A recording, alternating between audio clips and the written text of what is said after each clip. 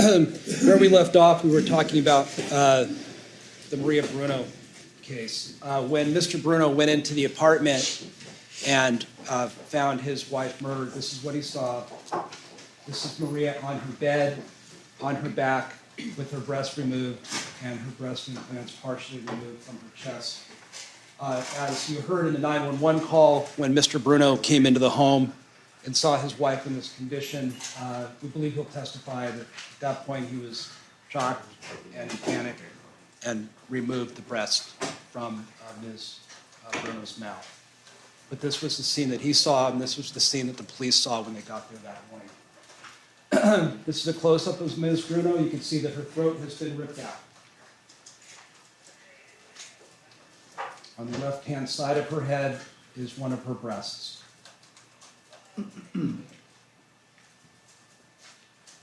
This is also a photograph of Ms. Bruno, and you can see that her left breast implant has been partially removed. These are Ms. Bruno's breasts. On the left-hand side is her right breast. And you can see it has been carved out of her chest. The implant has been carved out of her chest. The breast itself was found along her right side.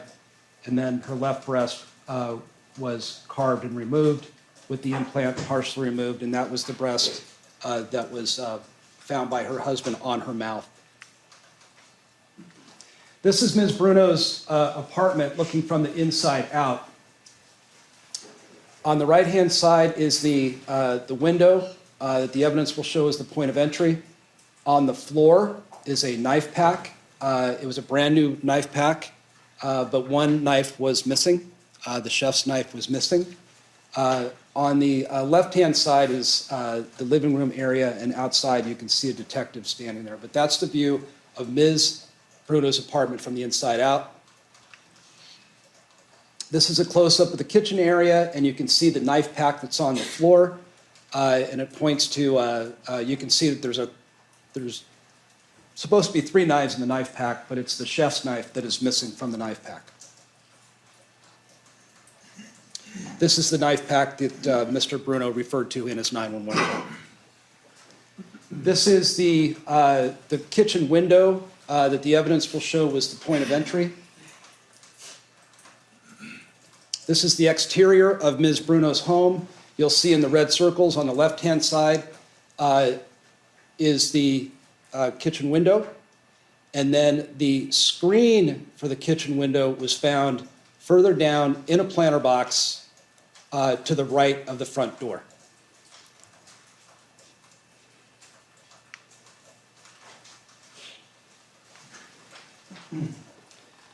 Dr. Pedro Ortiz from the coroner's office will testify regarding Ms. Bruno's injuries.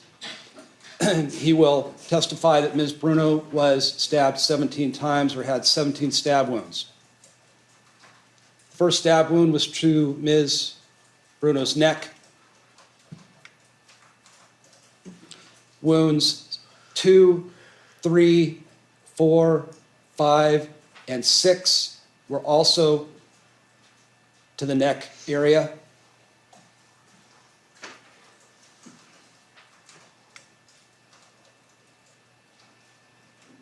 Wounds 7, 8, and 9 were to the left chest, left clavicle area. Wounds 10 and 11 were the breast removals. Dr. Ortiz, we believe, will testify that the breasts were removed after Ms. Bruno had passed. Wounds 12, 13, and 14 are to the right side of Ms. Bruno's torso. Wound 15 is to the left side of Ms. Bruno's torso, just below her left breast. Wound 16 is to the left arm. Wound 17 is to the left calf area. Witnesses that you'll hear from with regard to the Maria Bruno murder These are some of them. This is Mr. Bruno. You just heard his 911 call. You'll hear that this is Maria's husband, but they were separated and living separately. They had 4 children. They did have a prior incident of domestic violence. The evening that Ms. Bruno was murdered, or actually into the early morning hours, Mr. Bruno went out drinking with Maria, and then they returned to her apartment, had sex, and he left at approximately 2 o'clock in the morning. He came back and discovered her body the next morning and called 911. He was initially a focus of the police investigation because he had been with his wife around the time that she was murdered. Witness Robert Rasmussen is a neighbor of Mr. Gargiulo and Maria. In the days before the stabbing, Mr. Rasmussen saw a man matching Gargiulo's description, wearing a black hat, and follow Maria into her apartment. And what we believe Mr. Rasmussen will testify to is when he saw the man follow Maria into her apartment, he saw the man back out like this with his palms up, indicating that he was not welcome in the apartment. Mr. Rasmussen completed a composite drawing of the man that he saw backing out of Ms. Bruno's apartment, and this is what it looks like. There will also be testimony that Mr. Gargiulo wears a black hat sometimes. On the left-hand side, you'll see the composite drawing that was done by Mr. Rasmussen, and on the right-hand side is a photograph of Mr. Gargiulo wearing a black hat.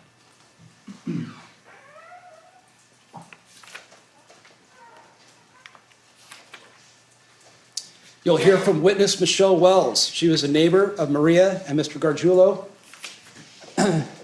She'll testify that Mr. Gargiulo followed her into her apartment uninvited, and she ordered him to leave. She caught Mr. Gargiulo looking into her apartment window, watching her. And then we'll move into the DNA evidence.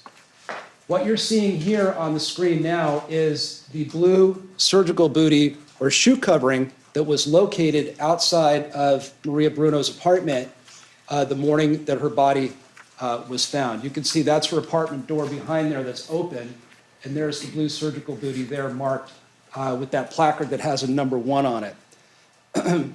That's the bootie that we're referring to. That bootie was tested for Ms.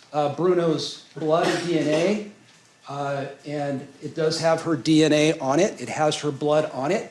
The criminalist also tested the elastic band around that blue bootie, and it was a match to Mr. Gargiulo to the tune of 1 in 25,644. And the DNA expert will come in and explain to you what those numbers mean. This is the bootie itself.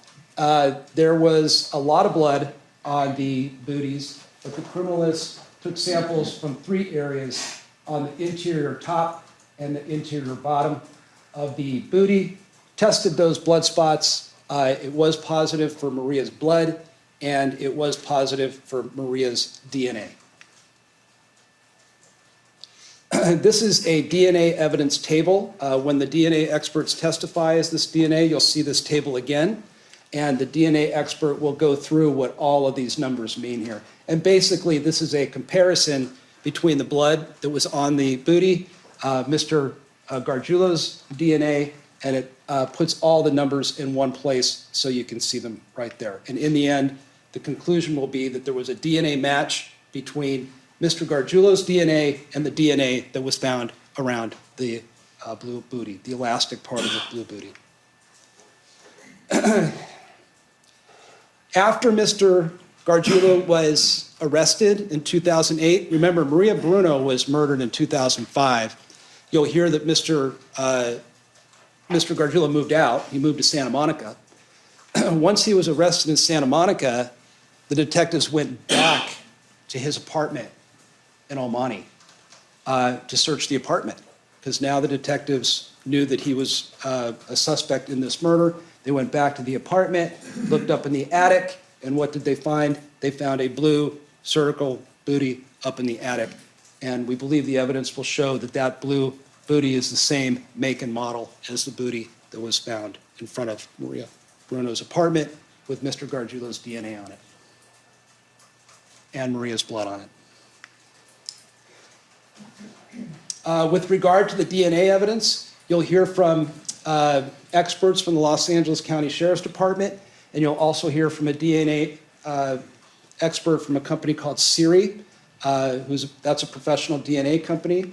They will testify that they are DNA experts. The blood and the DNA on the blue booty matches Maria Bruno. The DNA around the elastic band on the booty matches Mr. Gargiulo. And that's your DNA evidence on the Bruno case. Moving on now to the Michelle Murphy case.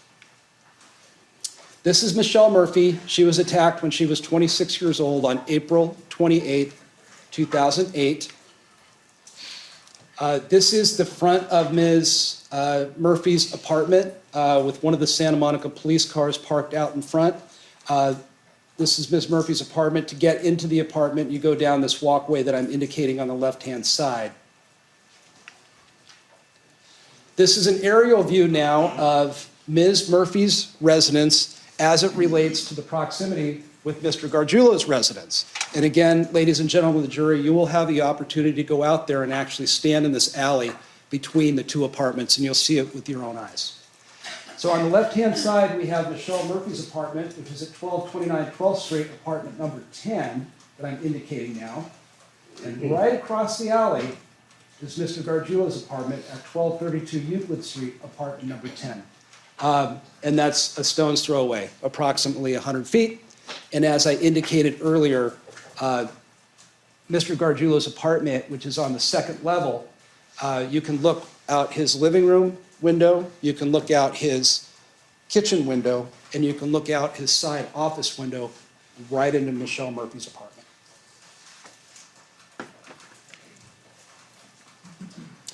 This is a view down the alley that was taken during the night of the attack.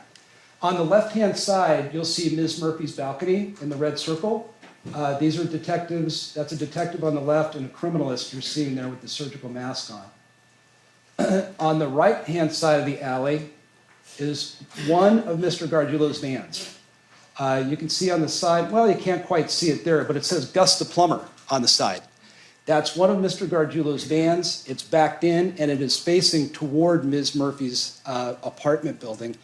You'll also learn that Mr. Gargiulo had a second van that he parked out on his street, which is Euclid Street. And we'll talk about that more as the trial progresses. But this is the basic orientation between the two apartment buildings. So we have Ms. Murphy's apartment building here, and that's her balcony. Mr. Gargiulo's van, and then Mr. Gargiulo's apartment is up above. I'm indicating now that would be his dining room area window, and you'll see there's some other windows that face Ms. Murphy's apartment. This is actually the view from Mr. Gargiulo's apartment. So he can look right out his window at Ms. Murphy, and Ms. Murphy's bedroom is right here at the end of the building. So if the blind is open, he can look right into Ms. Murphy's bedroom. Her roommate, Olga Ferga, that's her room right there. Olga Ferga will testify, her name is now Olga Demergian, but she will testify that that is her room, and on the night of the attack, she was out of the country. She was visiting in Poland. This is her, that's actually her bathroom window there, that's her bedroom window there, that's the kitchen window, and then Ms. Murphy's balcony is right there. That's Mr. Gargiulo's view from his apartment.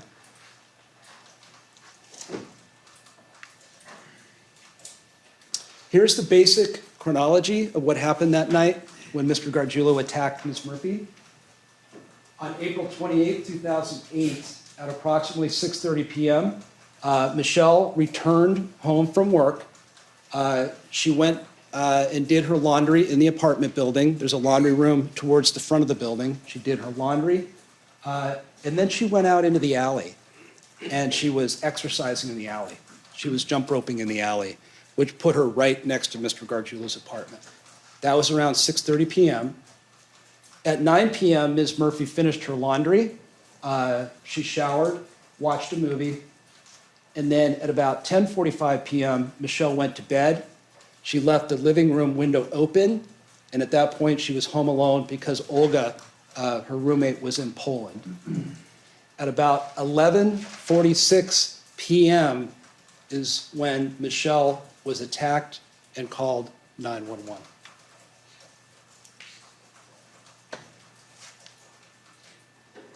April 28, 2008. The time, 11:45 p.m. Hi, my friend Santa Monica just reported her break-in. She called me, and I want to make sure that she called the police. Okay, what's the location of the emergency? It's 1229 12th Street. 1229 12th Street. Okay. Apartment 10. Okay. Do you have her phone number? It's in my phone, yeah. Okay. Because I'm gonna have to give her a call. Because I'm gonna have to speak to her directly. Okay. Let me get out of my phone. Hold on 1 second. Okay. Actually, we already have the phone. Hang on for just 1 second. Do you know what the circumstances are in regards to it, or? Sir? Do you know what the circumstances are in regards to this? She told me that she woke up and there was someone on top of her and she forced them off and they ran out. Okay, we are on our way. Thanks for calling, sir. Thank you. All right, bye-bye. April 28, 2008. The time, 11:46 p.m. Hello? Hi, this is the San Monica Police Department. Are you calling from 1229 12th Street? Yes. Okay, what is your name? Michelle. Michelle, what happened? Where's that person now? How long ago? Not more than 7 or 8 minutes ago. I don't know. I think everything. The fire department is already on the way and we're on our way. What does this person look like? I only know what they was called, and I can do somebody. I just Was he white, black, Hispanic, Asian? I don't know. Do you remember what his clothing was, what he was wearing? He definitely had on pants and like a long sleeve, like sweatshirt kind of thing. Do you remember what color the sweatshirt was? Everything's dark. That's all I know. Okay, do you remember what color pants? No. Okay, besides stabbing you, did he hurt you in any other way? No. Okay, the fire department is on our way and we are already there. We're looking for the guy now. We'll be making contact with you in just a second. Do you remember how big this guy was? How tall he was? He was probably maybe the most, I don't know, like 5'11" or something. Thin, medium, or heavy? And do you remember his hair? He broke into your window? He broke the street. Okay. Do you remember his hair color, Michelle? No, I didn't see any of that. Do you remember if he was wearing any type of headgear, like a hat or anything like that? No, I don't think he's back out of it. Do you remember any scars, marks, or tattoos or anything like that? No? Okay, so was he armed with just the knife? I don't even know. Michelle, I'm sorry, I'm here with you. Can you walk to the door? Are you able to walk to the door? What? Are you able to walk to the door, Michelle? Because the police are there. We're here with you, okay? Is that you? Yes, we're here with you now. So go open the door for me, okay?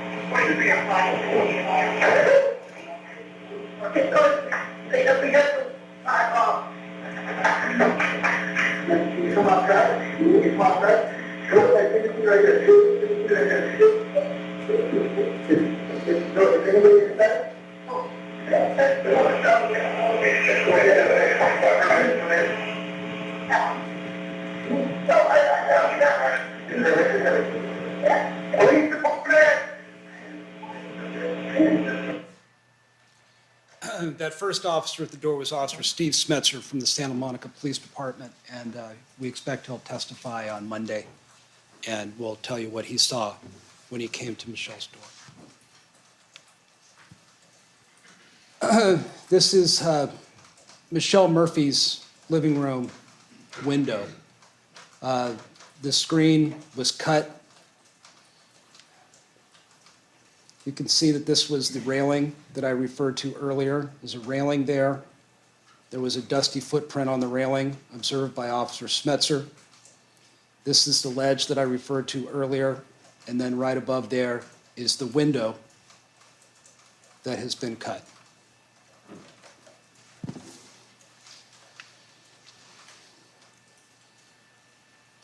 There was a light above that ledge, right next to the window. When the police got there, that light was out.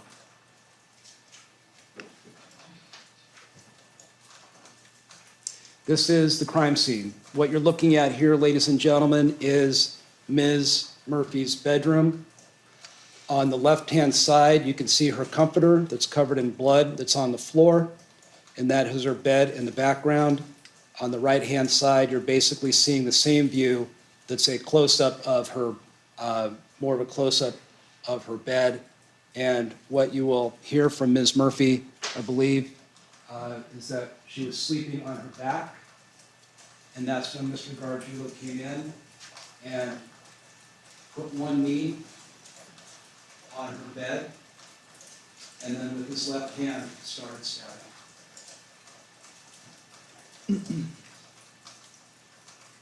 This is a close-up of Ms. Murphy's bed. You can see the blood spatter all over the walls and all over her sheets and pillowcases. This is another angle of her bed and a reverse angle that shows her bed and the comforter as it exits her bedroom. These are additional photographs of her bloody sheets and her bed and her pillows. Again, photographs of blood on her sheets. That's her fitted sheet. This is a close-up of her pillow and her fitted sheet again. Here's the comforter that now has been tossed onto the floor in the struggle and is on the bed, on the floor in the doorway leading out toward the hallway and her bathroom. From that point, all the way through the house to the front door is a bloodbath. This is Michelle Murphy's bathroom. What we believe Michelle will tell you is that after she fought with Mr. Gargiulo, he ran. He ran towards the front of the house. He yelled, "I'm sorry." He ran out the house. She ran behind him, locked the door, and then went back and called the police at that point. She went into the bathroom to try to clean herself up. That's what you're seeing here is her bathroom in the hallway with all the blood. This is the reverse angle down her hallway. This would be from basically the living room looking down toward her bedroom. The bathroom is on the right-hand side. You can see the blood all the way down the hallway. There are bloody handprints that are on the carpet in her hallway. I believe Ms. Murphy will tell you that when she was on her hands and knees bleeding, those bloody handprints are from her. This is the blood trail that led out of the house. That's Ms. Murphy's cell phone on her dining room table and blood all over the dining room table. This is a close-up of her cell phone. This is the phone that she was on when she called 911. You can see the blood on the numbers. There's a reverse angle now of the blood going down the hallway and the bloody handprints that belong to Ms. Murphy. This is the point of entry when Ms. Murphy ran down the hall and locked the door. She went to the window and then closed the window. So the blood that you're seeing on the blinds is Ms. Murphy's blood as she was trying to close and lock the window. This is more blood that is on the window, which is the point of entry. This is Ms. Murphy's blood from her attempting to close the window and lock it while she was waiting for the police to arrive. This is Ms. Murphy's front door. The blood that you're seeing here is Ms. Murphy's blood as she was closing the door behind Mr. Gargiulo and locking the door and waiting for the police.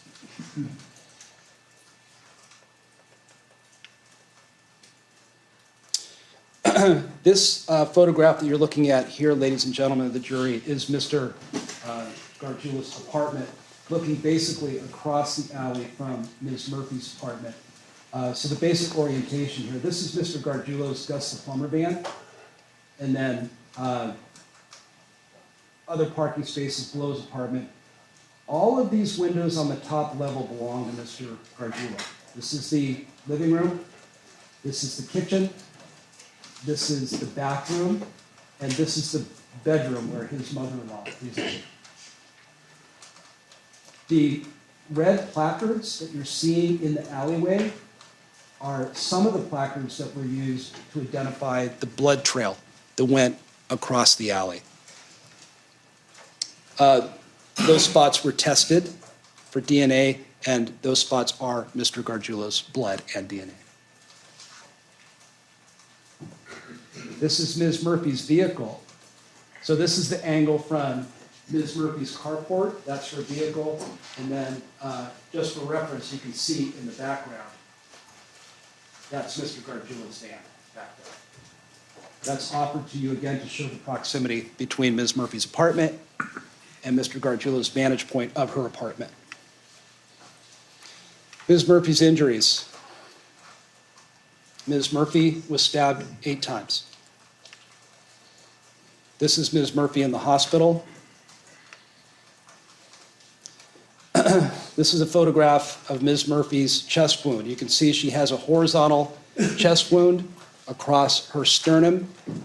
We believe that Ms. Murphy will testify that that is the first stab wound that she suffered at the hands of Mr. Gargiulo. That stab wound to her chest is what woke her up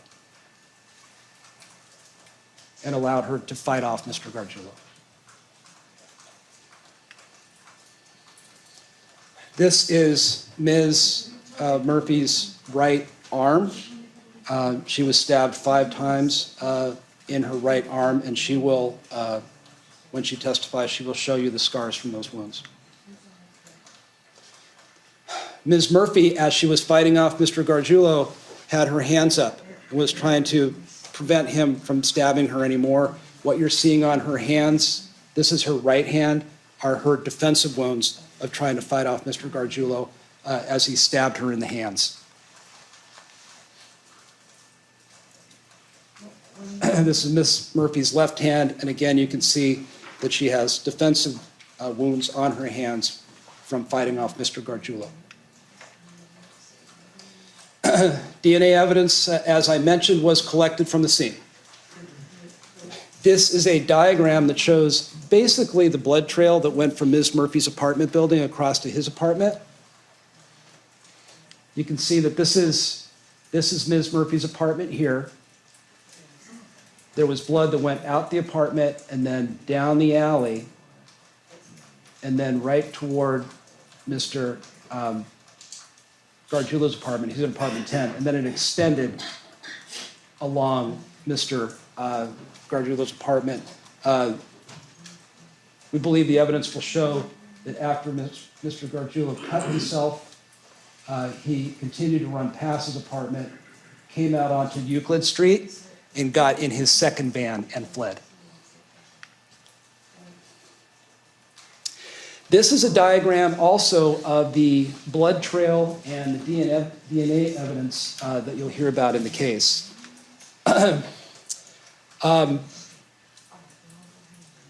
This is basically a summary of the DNA evidence. One of the spots of DNA evidence was a DNA mixture between Mr. Gargiulo and Ms. Murphy in the bedroom. That's what you're seeing. This is Ms. Murphy's bedroom right here. So that first spot right there That was one of the spots that was detected that was a combination of the DNA between Ms. Murphy and Mr. Gargiulo. There was a second spot in the same area. There was another spot right outside the apartment door that belonged to Mr. Gargiulo. And then now all the way down the walkway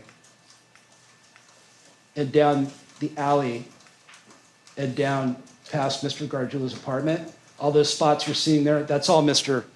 Gargiulo's DNA. That's all his blood and his DNA as he ran away. Focusing now just the DNA on the comforter. This is Ms. Murphy's comforter. This comforter was submitted to a DNA expert by the name of Danielle Wieland. She works for the Orange County Sheriff's Department as a DNA expert. She's the one who examined this comforter. She's going to testify next week, probably. She looked at this comforter, and she detected that there was an area here that looked a little bit different to her, and she wanted to test. And that's right here. And she circled it. And she'll testify all about this spot right here. She did other testing here and determined that a lot of this blood belonged to Michelle, because she was bleeding profusely. But this particular area here drew Ms. Wieland's attention, and she tested it. And what she came up with was a match with Mr. Gargiulo's blood. And what you're seeing on the right-hand side is essentially a table that Ms. Wieland will be testifying to, and she'll explain what all these numbers mean. But the bottom line is that this spot on the comforter, that DNA, that blood, belongs to Mr. Gargiulo. There was a second spot on the comforter. Ms. Wieland will refer to it as spot number 8. It's indicated in the red circle. Same thing.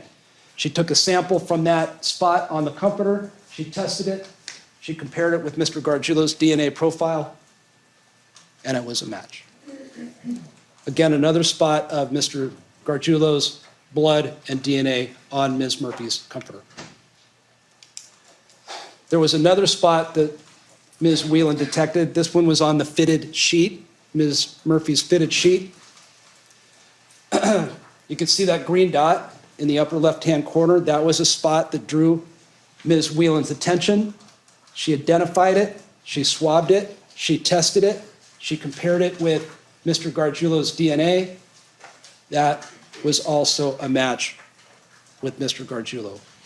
All of these spots matched Mr. Gargiulo's DNA, and they were mixed with Ms. Murphy's DNA. This is a table that you'll see when Ms. Wieland testifies, and this is basically a summary of all of the DNA evidence with regard to the comforter and the spots on the sheet. And this summarizes it. She'll explain all that to you, and in the end, she will give you the opinion that all of those spots match Mr. Gargiulo.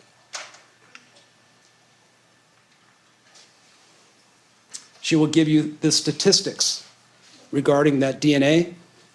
Ms. Wieland will testify that the DNA that was found on Ms. Murphy's comforter and on her sheet were to the tune of 1 in 1 trillion. And she'll explain to you what those statistics mean. Basically, you would have to go through 1 trillion people before you came across another person with that DNA profile. 1 in 1 trillion.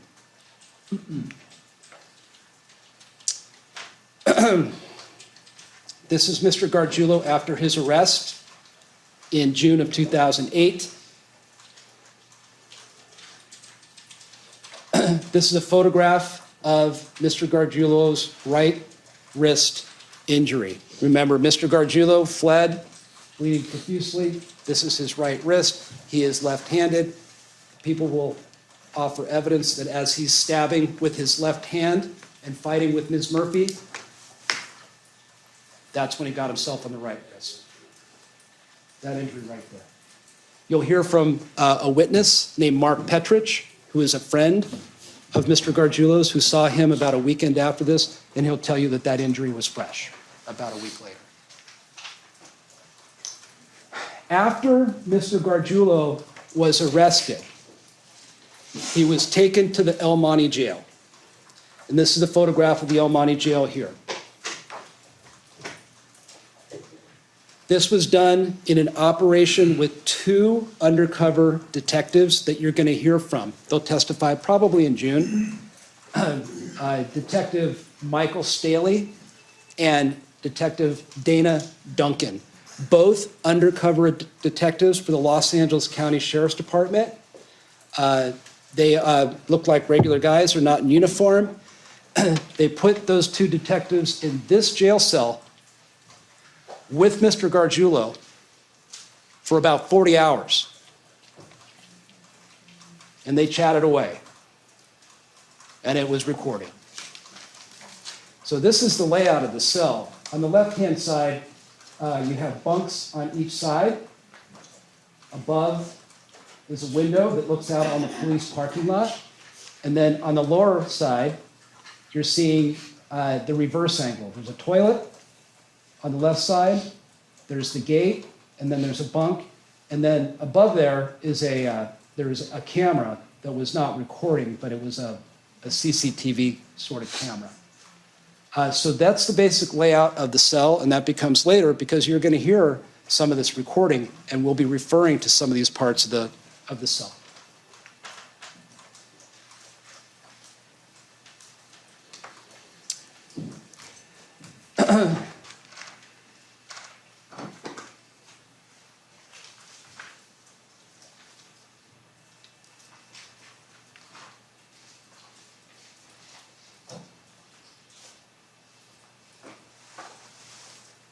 You're looking at a transcript now of some of this recording. We're only giving you some of it at this point. It's very long. I'm going to pause it here to set it up a little bit for you so you see what you're looking at. This was a very long recording. Sometimes it's difficult to hear. There's a lot of echo.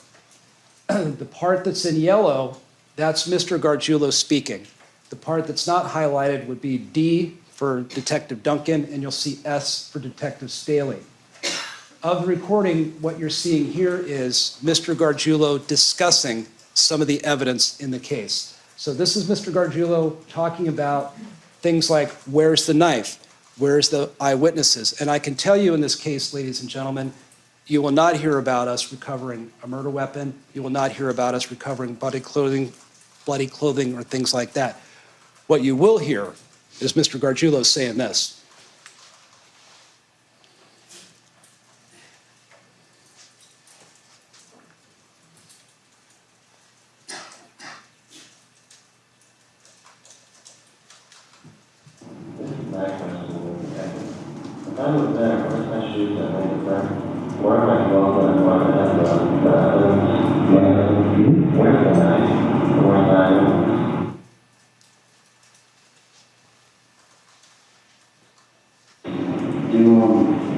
Detectives search the dumps on Friday, right?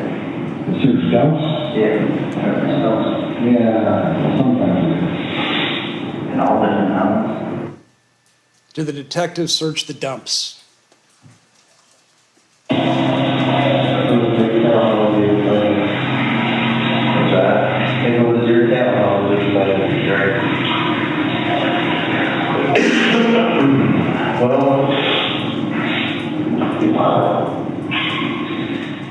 I would probably.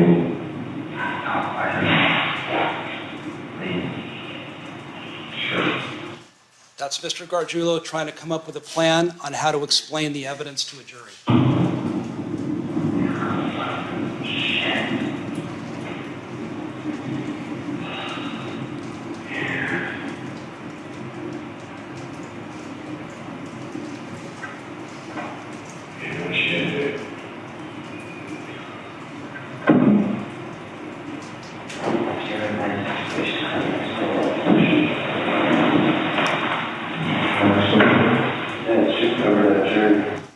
Mr. Gargiulo trying to figure out how to explain the shoe cover to a jury.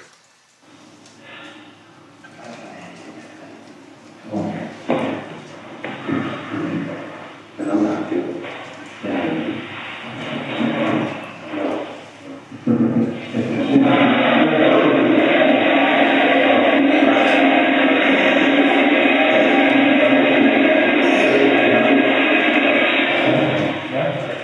think that's gonna get down the road cut.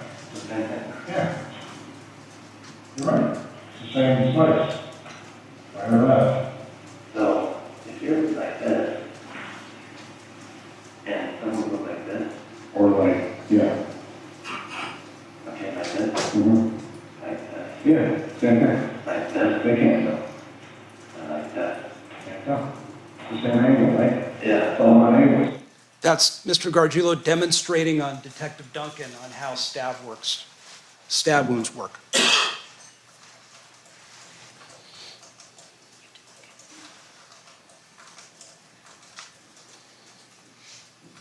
In that same operation at the El Monte Jail, that's when Mr. Gargiulo started talking about how to escape.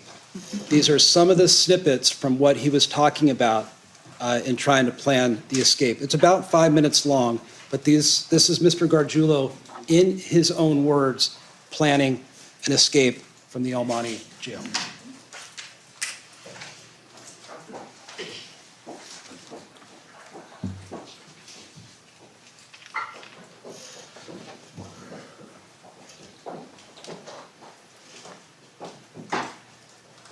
Hey, fun stuff. How many people are down there? You mean inmates?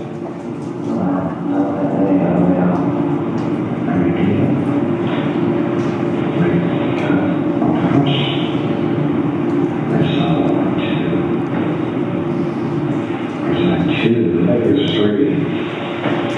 Yeah. George.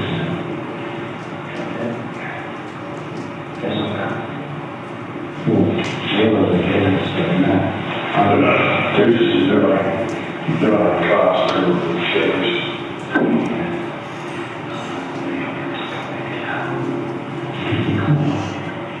What's that?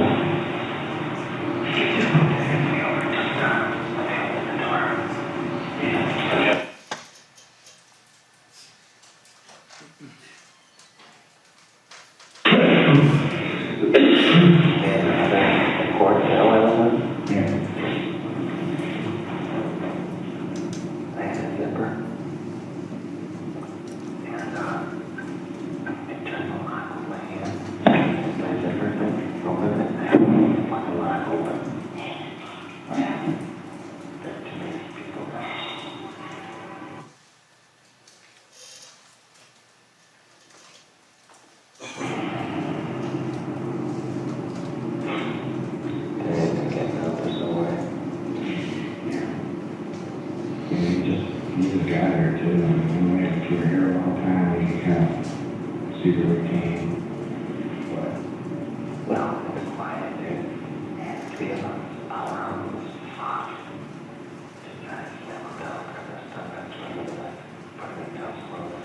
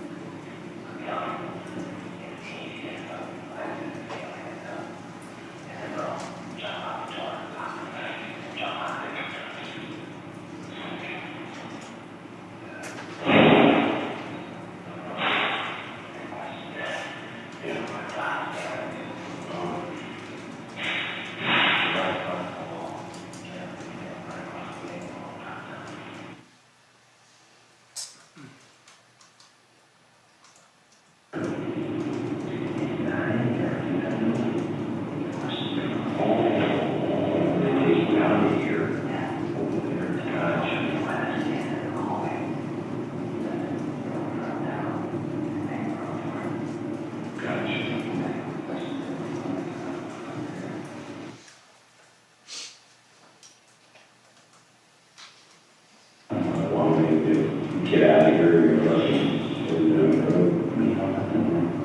No, I didn't, I didn't say shit. He said, he disappeared, I took him with me, I don't give a fuck, because he was shit about me, and I don't know why did I choose him.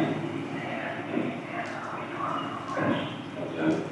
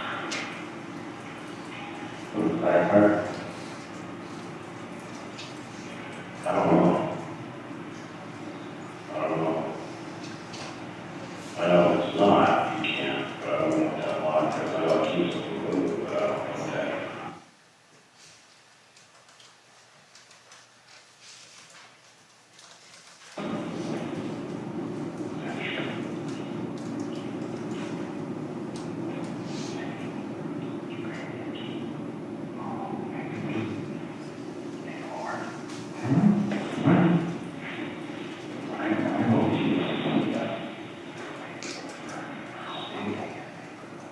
This is true, right?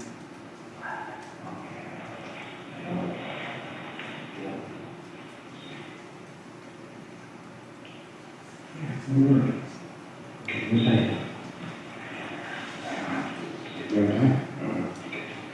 Stick it in there. Stick it in there and move it up against that one circle. Just drag it around.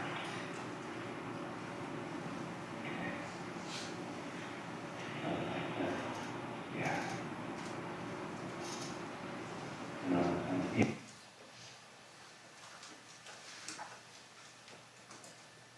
I wish I had that kind of punch. In the throat. Hmm? Is there a throat on the throat? Yeah. That's there you go.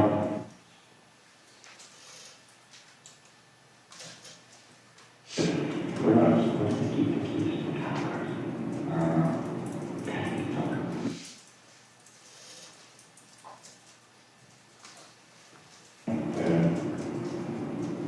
Like, if you got a cop car and you have the siren lights on, you could be to the Mexican border in probably 2 hours.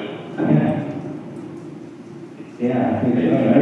Maybe quicker, depending on traffic. Traffic, yeah, but you could take the, But they stop you at the border? well, you know what, I mean, me personally, I wouldn't try to cross the border with that, I'd just take it around the corner, stop it, get out and walk across the line. Because, you know, once you're there, I mean. Is that what I need? Huh? You don't need an idea. I don't think so. Last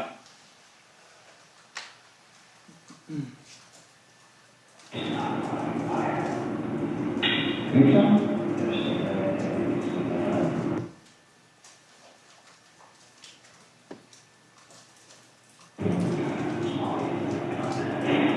Probably won't walk. Yeah, if you could.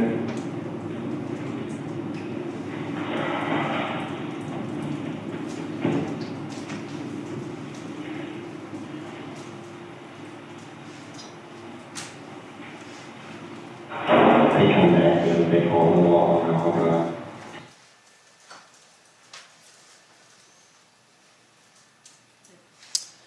I have about 5 more minutes. Great. At the end of this, the detectives terminated the operation because they believed that Mr. Gargiulo was going to attack a female jailer and go ahead with this plan. So they stopped the operation at that point. When they did a further investigation and pulled Mr. Gargiulo out of the jail cell, these are the pants that he was wearing, the jail pants that he was wearing. They looked inside the waistband and they found these 2 pieces of plastic. And that's a close-up view of those. The detectives will tell you that these are the pieces of plastic that Mr. Gargiulo was making to try to turn them into handcuff keys, or what they call in jail terms, a shim. These are the 2 shims that were found in Mr. Gargiulo's waistband. In the end, ladies and gentlemen, the evidence will show that there are a combination of similar factors among all 4 of these attacks. All of the victims were young, outgoing women. All of the attacks occurred at night. All of the victims suffered multiple stab wounds. All of the victims were stabbed with a knife. Each of the victims was attacked in or around her home and in close proximity to Mr. Gargiulo, where he was able to actually follow their movements and see into their homes. There's evidence that Mr. Gargiulo was watching all the victims. The location of the stab wounds are all similar. 3 of the victims were stabbed in the breast area. There was no evidence of sexual assault on any of the victims. There was no evidence of robbery or burglary or theft or any other motive like that. There's evidence that Mr. Gargiulo had in fact been in at least 3 of the residences. And we know that Mr. Gargiulo's DNA was found at 3 of the crime scenes.